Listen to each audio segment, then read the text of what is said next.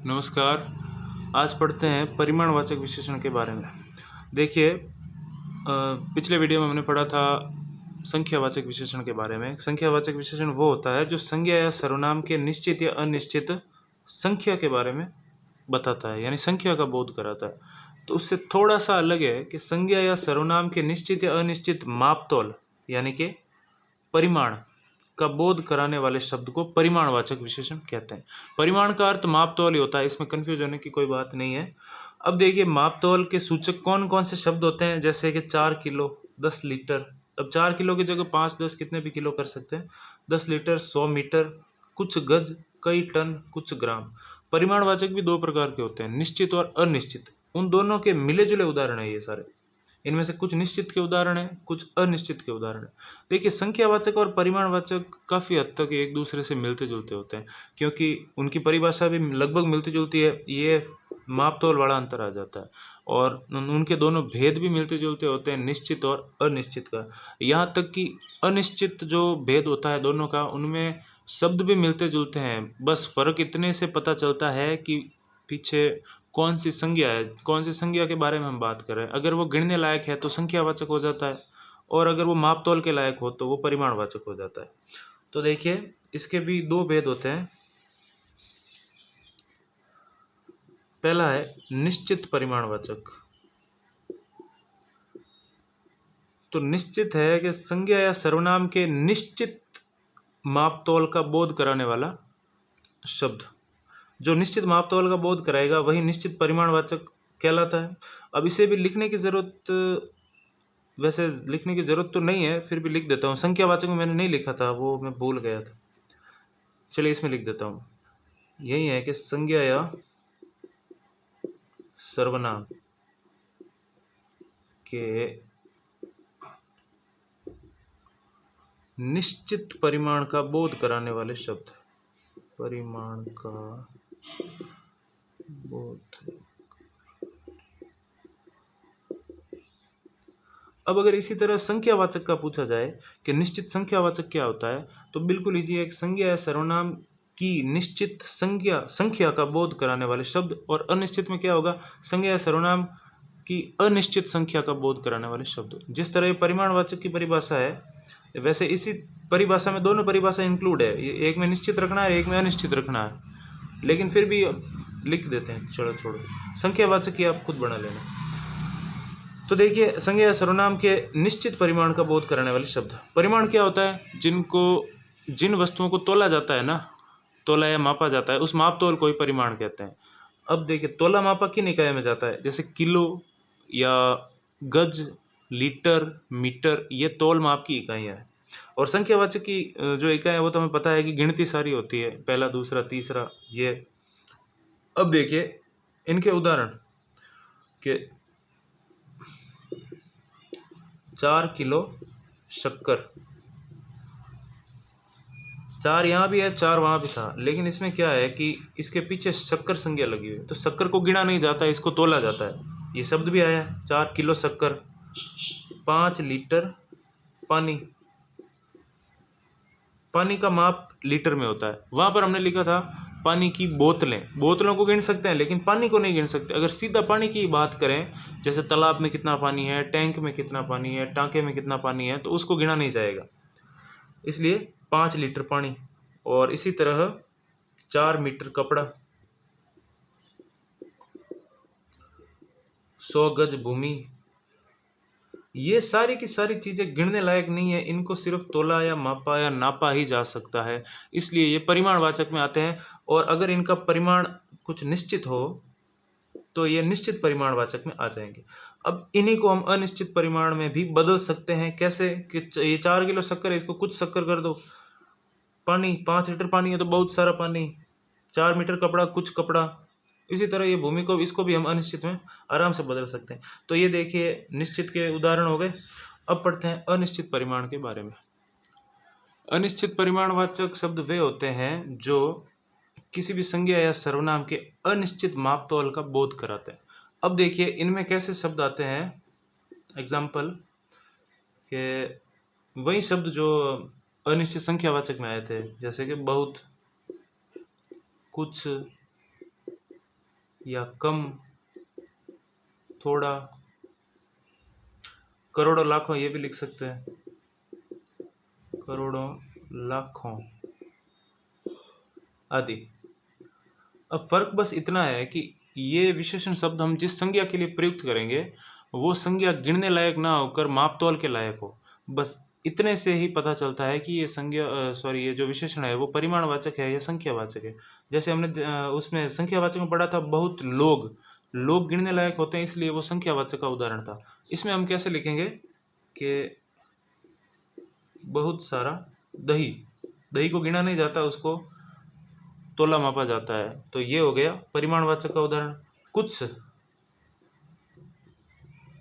कुछ किलो गेहूं, इन्हें भी गिना नहीं जाता, इन्हें भी तोला या मापा जाता है। तो देखिए कुछ किलो गेहूं, अब फर्क स्पष्ट हो गया बिल्कुल। लेकिन अगर हम संख्यावाचक में लिखते तो ऐसे लिख सकते थे कि कुछ लोग या कुछ लड़के, कुछ छात्र, ऐसे लिखते, जो गिनने लायक हो उनको लिखते। अब बहुत तो खैर आ गया।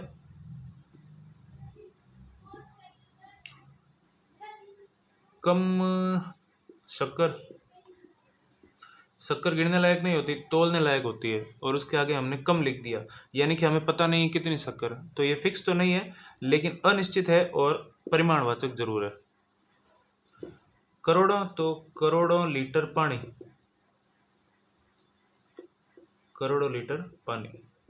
देखिए करोड़ों शब्द उसमें भी आया था संख्यावाचक में, लेकिन पीछे वाली जो संज्ञा लगी होती है वो अगर गिनने लायक हो तो संख्यावाचक, और अगर ये संज्ञा नापतोल या परिमाण के लायक हो, जैसे पानी को हम लीटर में जो भी इसको तोलते हैं, मापते हैं, इसलिए ये करोड़ों लीटर पानी जो है वो परिमाणवाचक में आ जाएगा। ठीक है, अब आपको इसका फर्क परिमाणवाचक और संख्यावाचक का समझ में आ गया होगा। इसके बाद एक लास्ट विशेषण बचा है आखिरी, सार्वनामिक विशेषण। चलिए उसके बारे में भी पढ़ लेते हैं।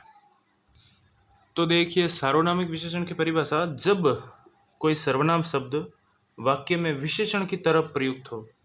सर्वनाम हमने पढ़े हैं 6 प्रकार के होते हैं, निश्चित, अनिश्चित, पुरुषवाचक, निजवाचक, जितने भी हैं। अब वो सर्वनाम शब्द वाक्य में विशेषण की तरफ प्रयुक्त हो। विशेषण की तरफ कैसे, देखिए पहले सर्वनाम का उदाहरण देखते हैं कि वह मेरा घर है। यहाँ पर इस सर्वनाम के बारे में बात करते हैं। ये वह शब्द निश्चित सर्वनाम है, निश्चयवाचक सर्वनाम है। अब ये इस वाक्य में सर्वनाम के तौर पर प्रयुक्त हुआ, क्योंकि देखिए सर्वनाम की क्या परिभाषा है कि संज्ञा के स्थान पर प्रयुक्त होने वाले शब्द, यानी कि सर्वनाम के साथ तो संज्ञा बिल्कुल ही नहीं आएगी, संज्ञा की वो जगह आएंगे या संज्ञा से दूर। अब ये जो संकेत किया जा रहा है वो घर की तरफ संकेत किया जा रहा है। ये वह और घर ये साथ साथ नहीं है, इनके बीच में ये एक और शब्द आ गया है। अभी हम इसके बारे में पढ़ रहे हैं, इसके बारे में नहीं। ये हो सकता है, ये अलग मामला है, ये तो विशेषण ही है, सार्वनामिक विशेषण है। लेकिन इसके बारे में देखिए, वह मेरा घर है, तो इस समय ये विशेषण है, क्योंकि इसके साथ ये विशेषण नहीं, इस समय ये सर्वनाम है, क्योंकि ये स्वतंत्र रूप से आया हुआ, इसके साथ कोई संज्ञा नहीं है। लेकिन अगर हम इसे ऐसे लिखते हैं कि वह घर मेरा है, तो देखिए सर्वनाम के बाद संज्ञा। विशेषण में भी ऐसा ही होता है, संज्ञा से पहले विशेषण आ जाता है या उसके बिल्कुल बाद में विशेषण आ जाता है। तो घर वह तो लिख नहीं सकते, इसलिए वह घर ही लिखेंगे इसको। तो घर की विशेषता क्या हो गई कि वह घर की तरफ संकेत भी कर दिया, इसलिए इसको संकेतवाचक कहते हैं। और ये जो सर्वनाम है ये वाक्य में विशेषण की तरफ प्रयुक्त हो गया, क्योंकि सर्वनाम के साथ संज्ञा आ गई। अगर किसी भी वाक्य में सर्वनाम प्लस संज्ञा ऐसे आ जाए तो वो क्या बन जाएगा, विशेषण बन जाएगा। ये बहुत ही इंपॉर्टेंट है।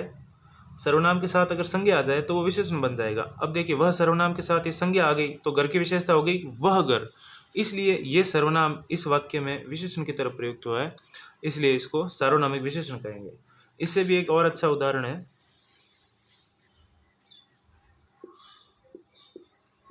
उसे यहाँ बुलाओ। ये वाक्य सर्वनाम का एक बिल्कुल ही परफेक्ट उदाहरण है, क्योंकि ये सर्वनाम की विशेषता पर परिभाषा पर फिट बैठता है। देखिए सर्वनाम की क्या परिभाषा होती है, संज्ञा के स्थान पर प्रयुक्त होने वाले शब्द। तो ये हम जिसको भी बुला रहे हैं उसके नाम की जगह हमने लिख दिया उसे, ठीक है, तो उसके नाम यानी संज्ञा की जगह ही लिखा उसे। अब अगर हम हाँ, तो यहाँ तो ये सर्वनाम ही है। अब अगर हम इसको विशेषण बनाना चाहे तो ऐसे लिखेंगे, उसे ना लिखकर ऐसे लिखेंगे, उस लड़के को यहाँ बुलाओ। अब देखिए ये सर्वनाम नहीं है, क्योंकि सर्वनाम के साथ संज्ञा का प्रयोग कभी नहीं होता। संज्ञा का प्रयोग किसके साथ होता है? विशेषण के साथ। तो ये हो गया विशेषण। ठीक है, तो ये एक तरह से निश्चयवाचक विशेषण है। तो निश्चयवाचक के अलावा भी कुछ विशेषण है, सॉरी सर्वनाम है, निश्चयवाचक सर्वनाम है ये। इसके अलावा भी बहुत सारे सर्वनाम ऐसे होते हैं जिनसे सार्वनामिक विशेषण बनाया जा सकता है। जैसे देखिए कुछ और उदाहरण बताता हूँ। ये वही है जो कल आया था। ये संबंधवाचक सर्वनाम का उदाहरण है, वही जो। ठीक है, इनमें संबंधवाचक है क्योंकि इसके साथ संज्ञा का प्रयोग नहीं हुआ है, संज्ञा की जगह काम में आया है। अब हो सकता है कि ये कोई भी हो सकता है, उसकी जगह हमने वही और जो लिख दिया। अगर हम इसको ऐसे लिखते हैं, ये वही आदमी है जो कल आया था, तो क्या हो जाएगा? अब देखिए ये वही और जो, ये संबंधवाचक का उदाहरण है, संबंधवाचक सर्वनाम का। और इसमें हम क्योंकि इसके साथ संज्ञा नहीं है और हमने अभी इसके साथ संज्ञा लिख दी, आदमी। आदमी संज्ञा है, जातिवाचक संज्ञा, तो वही आदमी। अब ये वही शब्द सर्वनाम न रहकर विशेषण बन गया है, क्योंकि इसके साथ संज्ञा प्रयुक्त हो चुकी है और संज्ञा विशेषण के साथ ही आती है, सर्वनाम के साथ नहीं। उद्देश्य विशेषण बन गया क्योंकि संज्ञा से पहले आया है और संज्ञा की विशेषता है वही, और इसी के साथ ही संकेत भी कर रहा है संज्ञा की तरफ के वही आदमी। ठीक है, खैर ये संकेतवाचक वाला तो इतना कोई लोड लेने की जरूरत है नहीं, लेकिन सार्वनामिक विशेषण है क्योंकि ये सर्वनाम है और विशेषण के तौर पर यहाँ पर वाक्य में प्रयुक्त हुआ है, इसलिए ये सार्वनामिक विशेषण कहलाएगा। इसके साथ प्रश्नवाचक का उदाहरण देखते हैं। कल कौन आया था? अब ये है सर्वनाम का उदाहरण, क्योंकि प्रश्न पूछने का बोध हो रहा है और संज्ञा सर्वनाम की जगह हमने कौन लिख दिया। लेकिन अगर ऐसे लिखे कि कल कौन रिश्तेदार आया था, तो हमने अभी सर्वनाम के साथ संज्ञा का प्रयोग किया। जिसकी तरफ यह संज्ञा संकेत कर रही है उसी संज्ञा को हमने इसके साथ लिख दिया। कौन शब्द का प्रयोग इसी रिश्तेदार के लिए हुआ था और हमने इसकी इस वाक्य में तो रिश्तेदार की जगह हमने कौन लिख दिया, मतलब संज्ञा की जगह जो शब्द प्रयुक्त हुआ वो सर्वनाम। लेकिन अब इसमें क्या है कि संज्ञा के साथ ही सर्वनाम लिख दिया, ये संज्ञा ये सर्वनाम।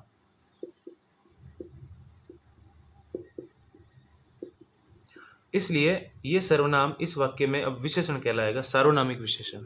ठीक है,